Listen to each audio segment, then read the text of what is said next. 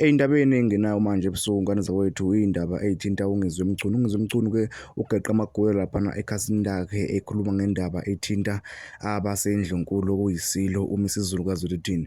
UNgizwe Mchunu uveze iy'ndaba ey'ningi laphana ey'thinta isilo kubalwa nomkhosi womhlanga la khona athi kuleya ndawo kuhlukumezeka abantu abaningi ngezinto ey'ngenasidingo. UNgizwe Mchunu-ke uveze lezi ndaba ekhuluma lapha ku-Facebook ey'thinta iqembu le-I_F_P nathi leli qembu leli lenza okuphambene laphana emkhosini womdlanga likhulumisa iy'khulumo ey'ningi ey'ngenasidingo. Waphinde futhi uNgizwe Mchunu waveza iy'ndaba zokuthi laphana kuyindlunkulu kaZulu siyakhala isilo sithi akuzwene, sithi nakhu izwe lifa, izwe lobabamkhulu. Ngane zakwethu ngale ukukhuluma kakhulu nansi la ividiyo kaNgizwe Mchunu eyikhulumela bukhoma. Kodwa-ke ngane zakwethu, ngaphambi kokuthi ngifake ividiyo ngicela uma ukuthi uyavelela ikhasi, ngicela ucofoze usubscribe, ulike, uphinde ucomment. Nansi ividiyo qi.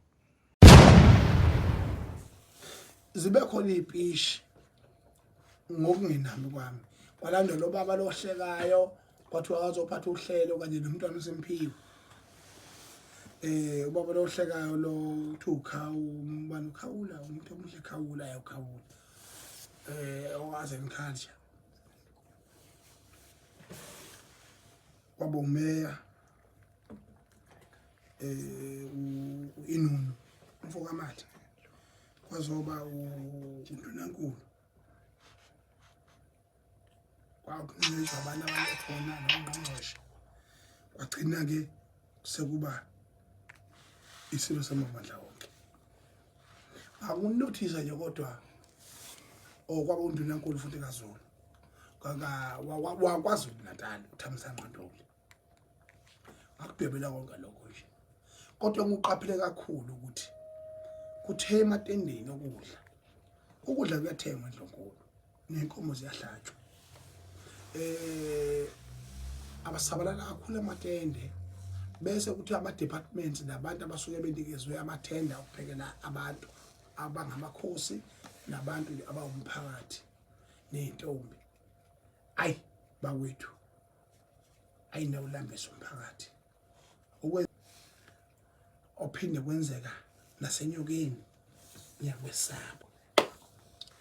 Yabona engwavuma khona amakhosi angena phambi kwami engena etendeni, ngicabanga ukuthi la kwaze ngikhasha noma la kwakhopta afika lapha la kwathiwa nikhona elistini. Lokhu efika ngo-9 ekuseni iyacishe yawa phambi kwami inkosi enye sasayisukumisa iwa bona ukuthi lo baba lona oshukela akadleli lokhu kusile. Ingane iyafika yamtshengisa ithi baba likhona la elistini. Yebo akuze kuyophela ipishi bese kuyimanidla ethi mntanami lokhu ngifike ngo-9 ekuseni angikase ngihle ngisho ngaze ngiphose ngisho amanzi. Khuluma ngenkosi ephethe isizwe ayizange ihle eseshile ngiyacela kuma-department wonke ngikhulumela indlunkulu kaZulu. Ngiyacela ukuthi lowo nembe niwunake yokuthi i-protocol yini le kuthiwa iyalandelwa. Ubonye i-protocol le ethi amakhosi ekhona elistini nayo yonke into abangadla abantu abangaphuzi manzi. Bahlulwa yini ukuba kuthi-ke uma belandela i-protocol bese kuba nesiteshi esivaliwe singezuvulwa kodwa ofikayo okhona kuleyo list leyo kulelo tende badle baphume bahambe. Mina nje ngibonga umntwana ubukhosi bemvelo sayingenela nje emakhishini asendlunkulu sayidlela sayiphumela sayihambela sasikhona lapho ukhuluma ngase ngwavuma. Aqaphela lokho uma sengifika enyokeni isimo esifanayo esitokeni lokudla sengushile kodwa okunye ukuthe phecelezi engifuna ukukubalula ngokwasenyokeni. Imkhosi yakwaZulu noZulu lo esesiulwele kangaka sawukhanda kangaka sawubeka kuleli zingulo uzokufa ubulawe yithina ngazadla zethu. Amagama asho Mandela at the NC no Oliver Tambo athi the enemy of the NC is NC. Nobody will destroy and kill the NC. Only NC will kill itself. Same thing applies. Zulu Nation, Zulu Kingdom, wake up. You are the number one kingdom in the African continent. Akekho ndlulayo, akekho ngangani. Anina ntanga. Kodwa indlela eneza ngayo ayiyadumala abantu base-Afrika, abantu bangabana. Ngidumala futhi lokho okudlulele. Yabona nomunye umuntu endle enkulu uyaya mina cabanga mina khuluma mina ngokuyi-top 6. Kuneyiwengu lapha kunamaphebezi kuyaphetshezelwa kuthiwa nje cha izandla laphana kube sengathi mawufikile nje hayi wrong nje uyaphila ngoba ngisingabo khona abantu abafisa kanti abanye babodwa nje mase bebodwa njalo ngeke bethande lona izinto ngabantwana bakwenzani ngabantwana ngoba kukhona thina abantu kazana ngaphandle kwethu abelutho nje okubuhlungu isilo siyasithanda isilo sifisa okuhle kodwa naso siboshwe izandla ngenxa yendlela eniphethe ngayo nina nindlu uNkulunkulu uqobo i-wrong lento eniyenzayo enifanele niyazi ukuthi i-wrong kakhulu futhi okwesibili besikhala kusaphethe ukhongolosi la kwaZulu sikhala ukuthi kunezipishe eziningi ezenzeka endlunkulu noba ke laba bakhongolose abanye babo bewenziwa na ukuthi aba understand vele into yasendlunkulu abazi into amapansula iningi labo aba understand into yasendlunkulu bebeli nje 1 2 bedlule bejayi badlula nini sile school njoba understand indaba kalo ka baba kamama lo bani unomsadumo ingoba wawu nje usile school kuphele kanjalo and then ke into eyenzakalayo ke ukuthi bese kwasebaphatha inkathane manje ayi khanda uNkulunkulu available ayamfunqama ngayo available uNkulunkulu uyabona lo wenziwa inkatha izophelelisa ipolitiki yayo endlunkulu kaZulu ayilokho angifisele umuntu okwenziwa inkatha ayiboni ukuthi ayizakhi lapha iyayibulala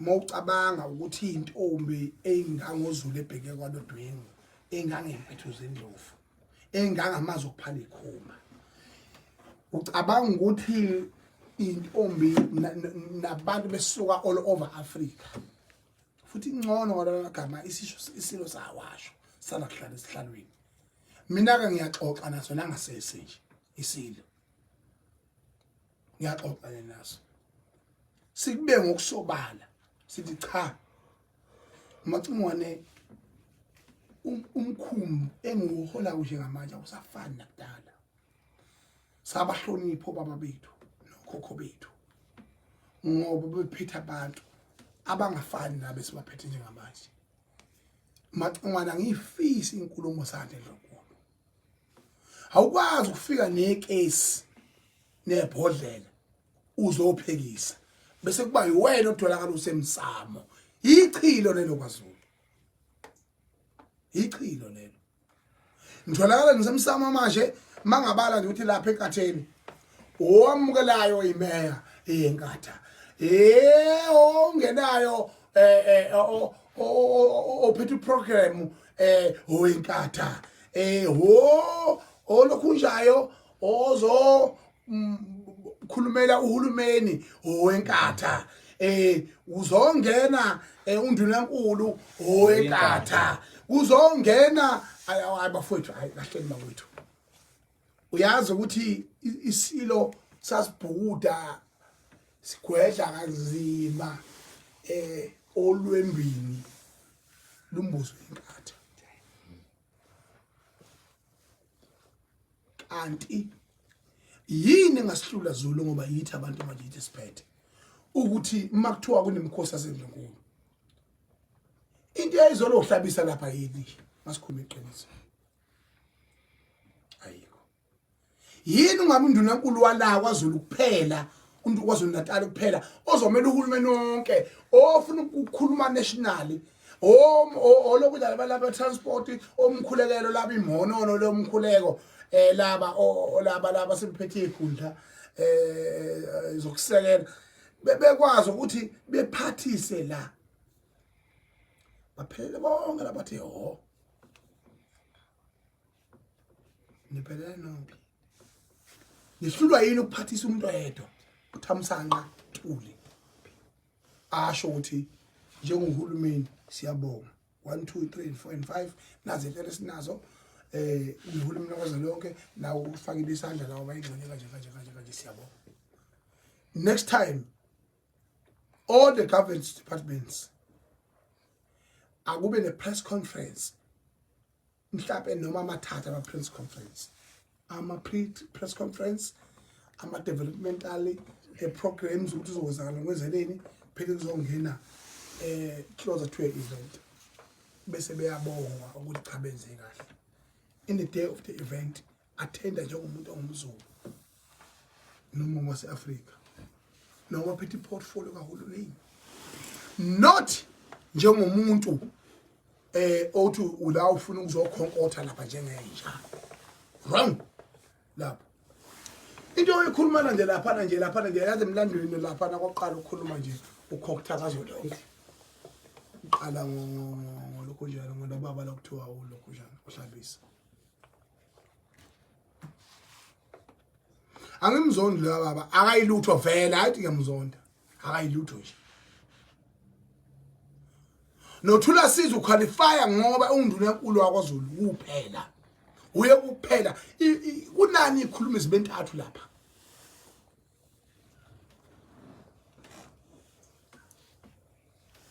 phela bese kudedelwa intombi ziveliyele ziyalwe kunokonda uZulu kudla abantu bebuse abantu behambe negaba elihle esigodlweni hayi abantu bhala ngendlalo ichilo lelo lento siyenzeka iminyaka sithule sibuka khola thina ke manje siphethe ukuphatha kwethu asesabi amaqiniso sizokhuluma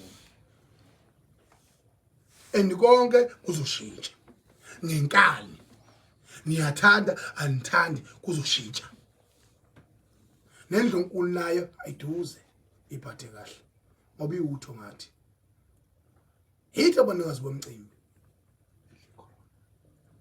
njalo nje akekho ongazi ukuthi njengoba ngikhuluma kanjena nje uZulu esiwuficile njengamanje manje ngenxa yezathu